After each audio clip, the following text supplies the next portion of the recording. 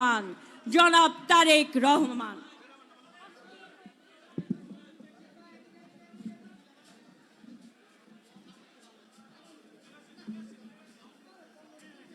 বিসমিল্লাহির রহমানির রহিম।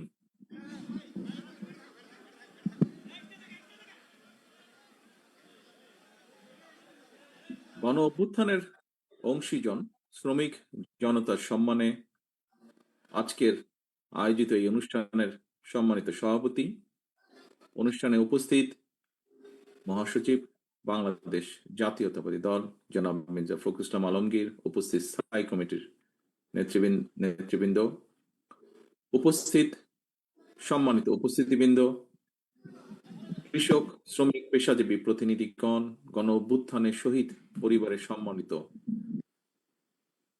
সদস্যগণ, গণ অভ্যুত্থানে আহত সাহসী বন্ধুগণ, আলোচক বৃন্দ এবং এই অনুষ্ঠানে উপস্থিত সকল উপস্থিতি এবং শ্রোতাবৃন্দ, আসসালামু আলাইকুম।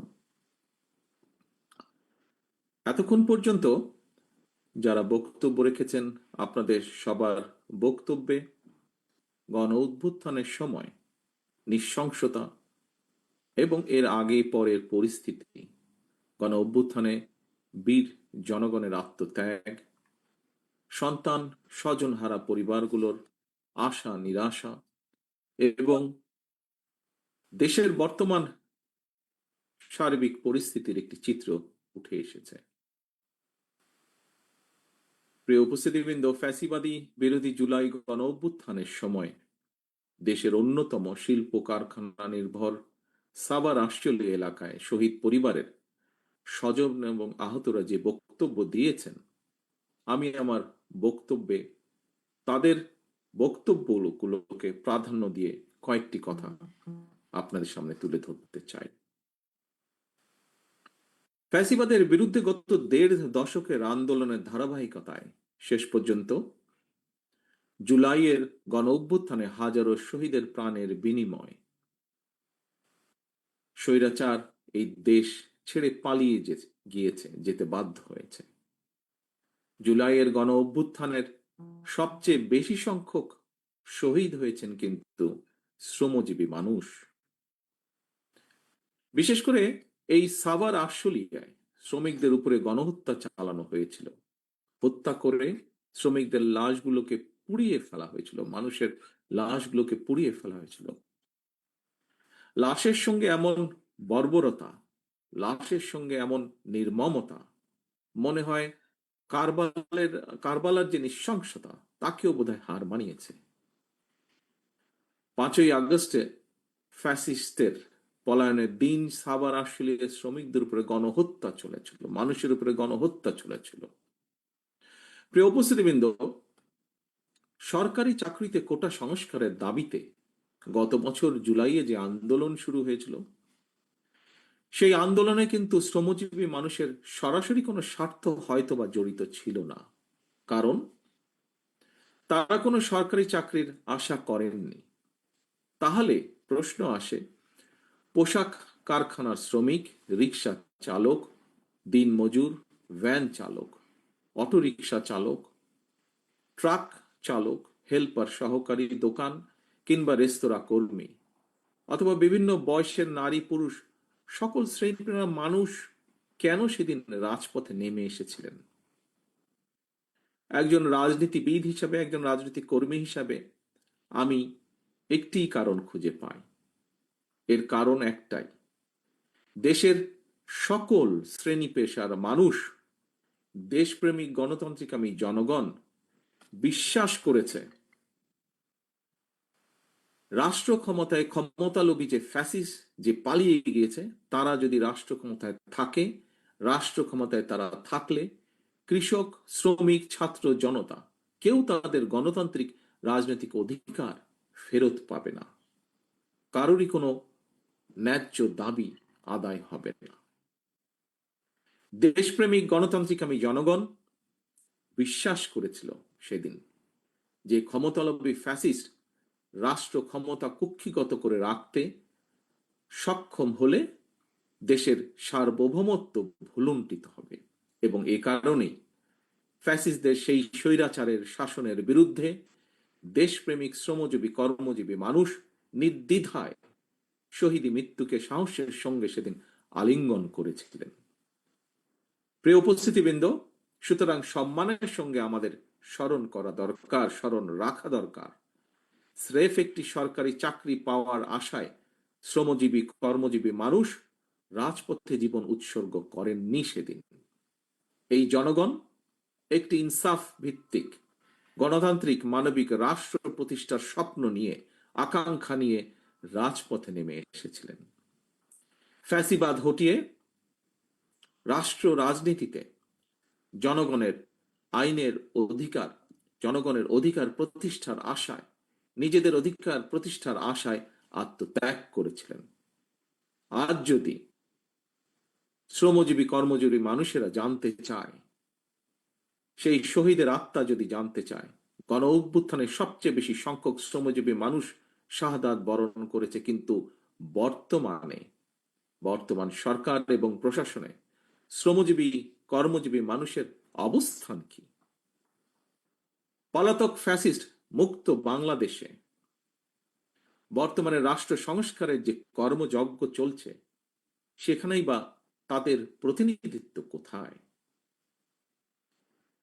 প্রিয় ভাই বোনেরা, গণ অভ্যুত্থানে অংশীজন শ্রমজীবী কর্মজীবী মানুষের অবদানকে স্মরণ করে আমাদের কথা আমরাই বলবো, এই শিরোনামটি আমি দেশের বর্তমান প্রেক্ষাপটে অত্যন্ত বাস্তবধর্মী বলে মনে করি। প্রতিটি নাগরিক যাতে নিজের কথাটি নিজে বলতে পারেন, নিজের ভোট নিজে দিতে পারেন, নিজের রাজনৈতিক অধিকার প্রয়োগ করে সরকার গঠন কিংবা সরকার পরিবর্তন ঘটাতে পারেন। জনগণের রাজনৈতিক ক্ষমতায়নের এই রাজনীতিটি বিএনপি বাংলাদেশে প্রতিষ্ঠা করতে চায়।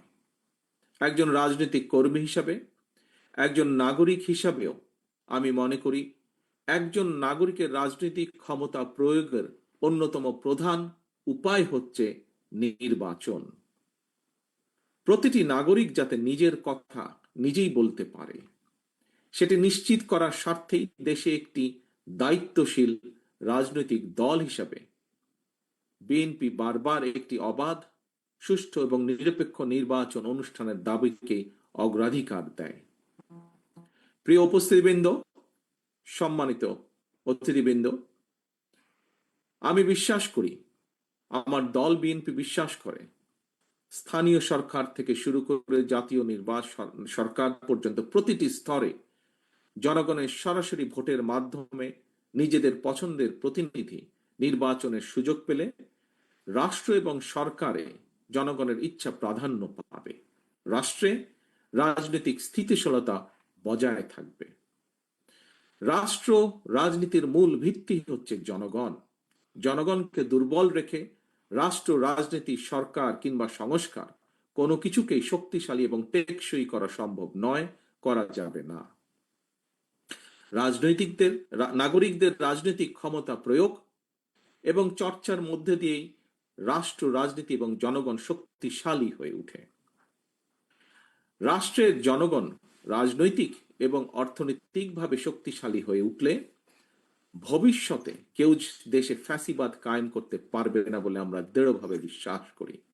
আর দেশকে কেউ তাবেদার রাষ্ট্রেও পরিণত করতে সক্ষম হবে না। তাহলে সম্মানিত উপস্থিতিবৃন্দ, সরকার এবং রাজনৈতিক নেতৃত্বকে জনগণের মুখাপেক্ষী করা গেলে রাজনীতিতে গুণগত পরিবর্তন করা সম্ভব। একই সঙ্গে জনগণের রাজনৈতিক ক্ষমতায় নিশ্চিত করাও সম্ভব হবে। দেশের সর্বস্তরের জনগণ কয়েকজন মানুষের হাতে রাষ্ট্রীয় ক্ষমতা তুলে দেওয়ার জন্য ১.৫ দশক ধরে নিশ্চয়ই আন্দোলন অব্যাহত রাখেনি, কিংবা জুলাইয়ের গণ অভ্যুত্থানেও শহীদ হননি। জনগণ রাষ্ট্র এবং সরকারে নিজেদের অধিকার প্রতিষ্ঠা করার জন্যই স্বৈরাচার বা ফ্যাসিবাদকে হটিয়েছে, জীবন উৎসর্গ করেছে। সুতরাং সরকারে যখন যারাই থাকুক, কেউ সরকার পরিচালনা করতে চাইলে তাদেরকে অবশ্যই নাগরিকদের কথা শুনতে হবে। প্রতিটি নাগরিকের আশা ভাষা বুঝতে হবে। কেউ জনপ্রতিনিধি নির্বাচিত হতে হলে তাকে অবশ্যই জনগণের সঙ্গে সম্পর্ক রাখতে হবে। বিএনপি জনগণের ক্ষমতায়নের এই রাজনীতি প্রতিষ্ঠার মাধ্যমেই শহীদদের কাঙ্ক্ষিত বাংলাদেশ গড়ে তুলতে চায়। সম্মানিত উপস্থিতিবৃন্দ, ফ্যাসিবাদ হটিয়ে জনগণ রাষ্ট্র এবং সরকারে নিজেদের অধিকার নিশ্চিত করতে অন্তর্বর্তীকালীন সরকারের হাতে রাষ্ট্র পরিচালনার ভার অর্পণ করেছে। এখন রাষ্ট্রে জনগণের মালিকানা জনগণের ক্ষেত্রে অন্তর্বর্তীকালীন সরকারের মাঝে শোনা যায় যে সকল কথা, একটি অন্তর্বর্তীকালীন সরকারের একটি অংশ নানা অপকৌশলের আশ্রয় নিচ্ছেন। অন্তর্বর্তীকালীন সরকার শিক্ষাঙ্গন, স্থানীয় সরকার কিংবা জাতীয় সরকার, প্রতিটি ক্ষেত্রে বিএনপি জনগণের ভোটে প্রতিনিধি নির্বাচিত করার পক্ষে। কিন্তু এইসব নির্বাচন অনুষ্ঠানের ক্ষেত্রে অন্তর্বর্তীকালীন সরকার অগ্রাধিকার নির্ধারণে বিচক্ষণতার পরিচয় দিতে পারছে কিনা, এটি একটি বিরাট প্রশ্ন এই মুহূর্তে জনগণের সামনে। আমি অন্তর্বর্তীকালীন সরকারের প্রতি দৃষ্টি আকর্ষণ করে বলতে চাই, শত শহীদদের রক্তের বিনিময় পতিত, পলাতক, পরাজিত, বিতাড়িত ফ্যাসিবাদী অপশক্তি রাষ্ট্র রাজনীতিতে পুনর্বাসিত হওয়ার সুযোগ নিতে ওত পেতে রয়েছে। সরকারের যে কোনো ভুল সিদ্ধান্তে দেশে গণতন্ত্র উত্তরণের যাত্রা পথকে সংকটে ফেলে দিতে পারে। দেশে ফ্যাসিবাদ, উগ্রবাদ, চরমপন্থা মাথাচাড়া দিয়ে উঠতে পারে। কাজেই এই ব্যাপারে আমাদের সকলকে, বিশেষ করে অন্তর্বর্তীকালীন সরকারকে অত্যন্ত সতর্ক থাকতে হবে, থাকা প্রয়োজন। শহীদ পরিবারের সম্মানিত সদস্যবৃন্দ, এবার আমি গণ অভ্যুত্থানে শহীদ, শ্রমজীবী, কর্মজীবী শহীদ পরিবারের উদ্দেশ্যে কয়েকটি কথা বলতে চাই। আমি আগেও বলেছি, শহীদগণ কিন্তু শুধুমাত্র একটি সংখ্যা নয়, একটি প্রাণের সমাপ্তির অর্থ, একটি পরিবারের মৃত্যু, একটি স্বপ্ন সম্ভাবনার অবসান। তবে আপনাদের সন্তান স্বজনের শহীদ মৃত্যু দেশ এবং জনগণকে ফ্যাসিবাদ মুক্ত করেছে। দেশ আপনার শহীদ সন্তানের কাছে ঋণী। প্রতিটি শহীদ পরিবারের প্রতি রাষ্ট্র এবং সরকারের দায়িত্ব রয়েছে। কৃষক, শ্রমিক, মেহনতি মানুষ যাতে দেশে গণতন্ত্র প্রতিষ্ঠায় শ্রমজীবীদের অবদান নিয়ে গর্ব করতে পারে, শ্রমজীবী, কর্মজীবী শহীদ পরিবারের বর্তমান এবং ভবিষ্যৎ প্রজন্মের সদস্যরা যাতে তাদের স্বজনদের শহীদ মৃত্যু নিয়ে গৌরব করতে পারেন। বিএনপি আসন্ন জাতীয় নির্বাচনে জনগণের রায় রাষ্ট্র পরিচালনার দায়িত্ব পেলে সাভার, আশুলিয়া কিংবা অন্য কোনো সুবিধাজনক এলাকায় শ্রমজীবী, কর্মজীবী মানুষের আত্মত্যাগের সম্মানে একটি বিশেষ স্থাপনা নির্মাণের পরিকল্পনা করছে। বিএনপির সর্বস্তরের নেতা কর্মীবৃন্দ, শহীদ পরিবারের সদস্যবৃন্দ 1971 সালের স্বাধীনতা অর্জনের যুদ্ধ থেকে শুরু করে 2024 সালের স্বাধীনতা রক্ষার যুদ্ধে এ যাবৎকাল যত মানুষ দেশে গণতন্ত্র এবং ন্যায় বিচার প্রতিষ্ঠায় আত্মত্যাগ করেছেন, আল্লাহ যেন প্রতিটি আত্মত্যাগকে শহীদি মৃত্যু হিসেবে কবুল করেন। আল্লাহর দরবারে এই প্রার্থনা করছি, আহতদের দ্রুত আরোগ্য কামনা করছি এবং একই সাথে আজকে শহীদদের সম্মানার্থে শহীদদের স্বজনদের পরিবারের সদস্যদেরকে তাদের মনের কথা তুলে ধরার জন্য আজকের এই অনুষ্ঠান আয়োজন যারা করেছেন তাদের সকলকে আবারও ধন্যবাদ জানিয়ে আমার বক্তব্য এখানেই শেষ করছি। আল্লাহ হাফিজ। বাংলাদেশ জিন্দাবাদ। বাংলাদেশ জাতীয়তাবাদী দল জিন্দাবাদ।